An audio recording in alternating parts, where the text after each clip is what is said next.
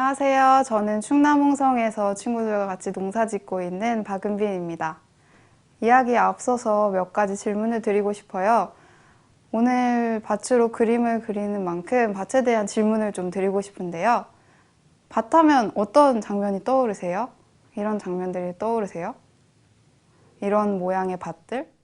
오늘은 여러분들과 함께 밭으로 다양한 이야기들을 나눠보고 싶은데요. 기존에 우리가 알던 밭에서 이루어지는 일들, 농사와는 좀 다른 그림을 같이 그려보도록 하겠습니다. 밭을 처음 만날 때 아무것도 없는 밭을 보면서 굉장히 막막한데요. 무엇부터 시작을 해야 할까요? 우리가 보통 보는 밭의 모습입니다.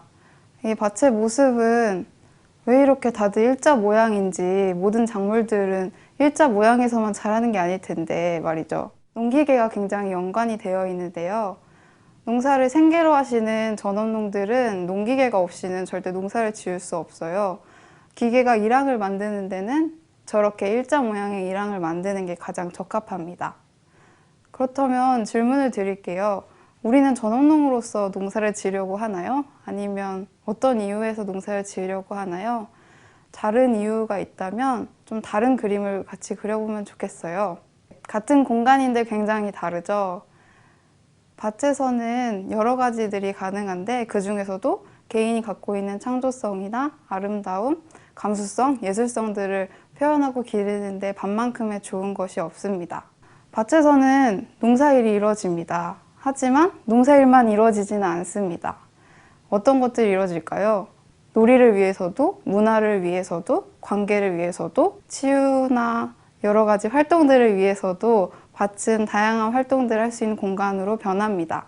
예를 들어 아이들의 교육을 위해서 밭을 가꾸신다면 밭을 만들 때 어떤 것들을 고려해야 될까요? 저희 교육농장은 여러 지역의 아이들이 찾아오는데요.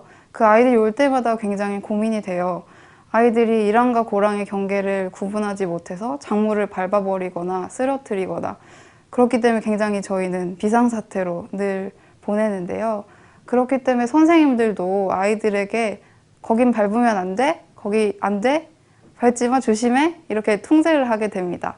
어떤 아이들은 밭에서 즐겁게 시간을 보내야 되는데 울면서 집으로 돌아가기도 하고 이런 장면들을 반복하면서 저희들이 생각을 한 건 틀밭이었어요. 저렇게 나무로 경계를 짓기도 하지만 다른 재료가 있으시면 다른 재료로도 충분히 만들 수 있습니다. 틀밭은 장마 때 흙이 유실되는 것을 방지해 주기도 하지만 교육농장에서는 이렇게 아이들이 함께 활동하고 무엇보다도 일항과 고랑의 경계가 명확하면서 선생님들도 통제하지 않고 아이들도 자유롭게 시간을 보낼 수 있게 도와줍니다. 지금부터는 가장 가까이에 있는 갓고래 농장 이야기를 소개해 드리겠습니다. 네, 이곳은 갓고래 농장입니다. 갓고래 농장은 농을 기존의 산업으로서 농업으로서 바라보지 않고 그 틀을 넘어서서 교육의 눈, 인문의 눈으로서 농을 바라봅니다. 그런 이야기들을 또 지역에 안팎의 사람들과 함께 나누는 작업을 하고 있고요. 그러다 보니 자연스럽게 밭에는 다양한 시도들이 이루어집니다. 밭은 총 700평이고요. 이 중에서도 세 구역으로 나눠져요. 이곳은 생산에 집중하는 공간입니다. 저희는 교육을 하기도 하지만 한편으로는 농사를 지면서 직거래를 하기도 해요. 그렇기 위해서는 작물들을 일괄적으로 잘 관리할 수 있는 효과적인 일항이 필요한데 그렇기 때문에 같은 사이즈의 일항들을 저렇게 나열해서 관리하고 있습니다. 원예적인 공간입니다. 원예적인 공간에는 기존의 단조롭고 획일적인 작물의 배치가 아니라 일항의 모습도 다양하고 이처럼 다양한 작물들을 함께 어우러져 심는 공간입니다. 마지막으로 커뮤니티 공간인데요. 이 커뮤니티 공간은 교육농장에서도 굉장히 중요한 역할을 하고 있어요. 사람들이 왔을 때 같이 둘러앉아서 이야기를 나누기도 하고 수업을 하기도 하고 그런 공간으로서 활용되는데요. 주변에는 다양한 것들이 심겨져 있습니다. 나무로 엮은 울타리와 코를 즐겁게 해주는 허브들, 눈을 즐겁게 해주는 꽃들, 그리고 입을 즐겁게 해주는 보리수 나무들을 옆에다 심어 두었어요. 이처럼 밭의 성격에 따라서 굉장히 다양한 모습으로 가꿀 수 있습니다. 지금까지 어떤 밭을 가꿀지 그 밭에 대해서 주제를 생각을 해보았다면 좀 더 자세하게 같이 스케치를 시작해 보도록 할게요. 네, 텅 비어있는 밭을 볼 때 아무것도 그려져 있지 않은 흰 도화지로 생각해 보세요. 흰 도화지를 볼 때 무엇을 칠해야 될지, 어디서부터 시작을 해야 될지 막막하기도 하지만 반대로 어떤 것을 그리면 좋을까 생각하는데 또 신이 나기도 합니다. 농부가 농사를 지을 때는 다른 여러 가지들도 함께 고려해야 하는데요. 농사의 농자를 봤을 때 노래고 별 신자를 합쳐진 것을 봤을 때도 별의 노래라는 뜻을 갖고 있죠. 그렇기 때문에 별의 노래, 그리고 다른 존재들을 함께 고려해야 합니다. 그림을 그릴 때 도화지를 준비하고 그림 도구들을 잘 챙겨놓는 것처럼요. 가장 먼저 빛에 대한 고려를 해봐야 하는데요. 그러기 위해서는 밭이 동서남북 어디에 위치해 있는지를 알아야 해요. 예를 들어 보면 이 밭은 동쪽과 남쪽에 큰 건물이 들어있죠. 이때 여름에는 해가 높게 뜨기 때문에 별로 상관이 없지만 점점 겨울이 되면서 해가 낮아지고 그러면서 그늘이 저렇게 크게 생길 텐데 고민이 됩니다. 이곳에 어떤 작물을 심어야 할지. 하지만 그늘을 좋아하는 작물이 또 있어요. 무, 배추, 양상추 이런 작물들은 그늘을 좋아하기 때문에 가장 적합하겠죠. 다음으로는 바람인데요. 바람도 동서남북에 무엇이 있는지에 따라 연결이 돼요. 사계절 중에 여름에는 큰 태풍이 오죠. 이 태풍은 남쪽에서 불어오는데요. 만약에 밭의 남쪽에 큰 언덕이 있거나 산이 있거나 나무가 있으면 아주 비교적 덜 태풍의 피해를 받게 됩니다. 세 번째로 흙인데요. 농부는 땅을 기르는데도 관심을 둬야 합니다. 사람도 몸이 약하고 마음이 약할 때 병에 걸리는 것처럼 작물도 똑같이 땅이 어떤지에 따라, 땅심에 따라서 잘 자랍니다. 이 사진을 보고 제가 무엇을 얘기하고 싶을까요? 바로 물에 대한 이야기인데요. 이 친구들이 열심히 이 밭을 만들었지만 아쉽게도 고랑이 굉장히 깊어요. 그렇기 때문에 비가 많이 오는 날은 물이 고이겠죠. 물이 고이면 작물들의 뿌리는 숨을 쉬지 못하고 죽어버리기 쉽습니다. 그래서 밭의 지형이 어떤지, 그 지형에 따라 물이 어떻게 흘러가는지, 그리고 어떤 작물을 심는지에 따라서도 달라져요. 논을 만들고자 하신다면 움푹 파여야겠죠. 물이 고여야 합니다. 그렇지 않다면 지형을 고려해서 물의 흐름을 살펴봐야 합니다. 네, 다음은 온도입니다. 사계절을 만날 때 우리는 모두 똑같이 봄, 여름, 가을, 겨울을 만나지만 어디에 사는지에 따라서 더 춥기도 하고 더 덥기도 하고 먼저 추워지기도 하고 먼저 더워지기도 해요. 그렇기 때문에 그 밭이 속한 지역의 최고 온도, 계절마다 최저 온도를 잘 알아둬야 해요. 청경채나 백경채를 심을 때도 그 친구들은 추운 시간을 오래 견디면 금방 꽃이 펴버려서 먹지 못하게 돼요. 이처럼 어떤 기후인지 어떤 온도인지에 따라서 작물이 들어가는 시기도 굉장히 달라집니다. 그리고 중요한 서리에 대한 것인데요. 서리가 끝이 나면서 농사가 시작이 되고 서리가 시작되면서 농사가 마무리되는데 이처럼 서리에 대해서도 잘 알아둬야 합니다. 지금까지 밭의 자연환경들을 봤는데요. 자연환경 말고도 인문환경 그리고 실제적으로 관리하기 위한 환경들도 고려해야 합니다. 첫 번째로는 물에 대한 건데요. 물을 잘 줘야겠죠. 물을 주기 위해서는 수도가 어디에 있는지, 그러기 위해서는 길을 어떻게 만들어야 하는지, 어떤 동선으로 움직여야 하는지를 고려해서 밭을 만들어야 합니다.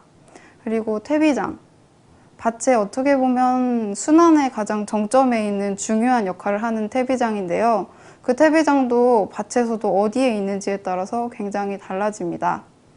그리고 밭의 성격이나 주변의 인근에 무엇이 있는지도 달라지는데요. 산책로나 아니면 인도가 가까이 있는 곳이라면 밭 주변에 울타리를 칠 수도 있고 이 밭에 대한 소개를 하는 표지판을 만들 수도 있습니다.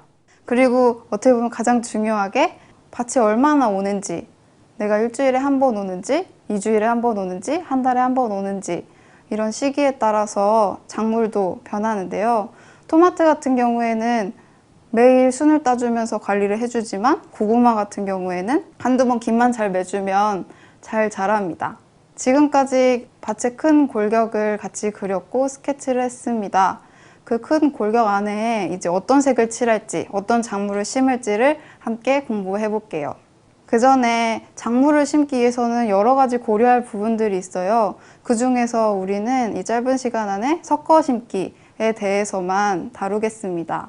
섞어 심기란 2가지 이상의 다양한 작물들을 같이 심는 것을 말합니다. 같이 일하다 보면 사람도 좋아하기도 하고 싫어하기도 하고 그렇죠. 그것처럼 작물도 똑같이 좋아하는 작물이 있고 서로 궁합이 안 맞는 작물들도 있어요. 그 궁합을 볼 때는 여러 기준이 있는데요.